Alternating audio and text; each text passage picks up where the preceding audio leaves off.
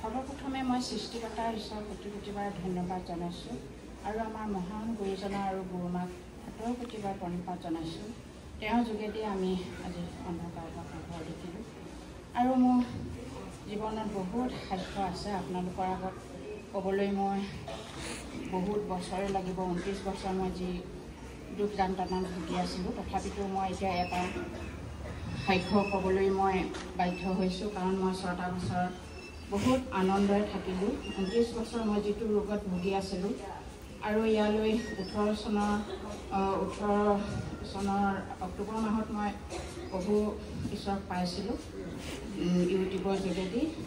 কিন্তু মোৰ তেতিয়াৰ পৰাই যে ৰোগটো লাহে লাহে ভাল হৈছিলে মই সম্পূৰ্ণ গম পাইছিলোঁ, কিন্তু এটা ৰোগ বুলি পিনে মই সাক্ষ্য দিবলৈ দিয়া নাছিলোঁ, কাৰণ মই বহুতো যান্ত্ৰণাত ভুগি আছিলোঁ। 29 বছৰ মই প্ৰত্যেক দিনাই মই এটা ডাঙৰ ডাঙৰ অদ্ভুত ঘটনা ঘটি গৈছিলে।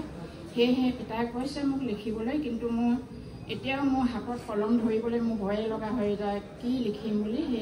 তথাপিতো মই এই সাক্ষ্যটো দিবলৈ বাধ্য হৈছোঁ, কাৰণ মোৰ যেতিয়া পেচাবৰ ইনফেকশ্যন বুলি কয় ডাক্তৰে, কিন্তু মোৰ পেচাবৰ ইনফেকশ্যনৰ লগতে মোৰ পেচাব আৰু পায়খানা দুয়োটাই হয়। মই যদি 100 বাৰো পেচাব কৰিবলৈ যাওঁ 100 বাৰে মোৰ লেট্ৰিনো হয়। মই বুজি নাপাওঁ ক'ৰ পৰা কেনেকৈ কি হয়, আৰু মই উঠিব নোৱাৰা হৈ যাওঁ।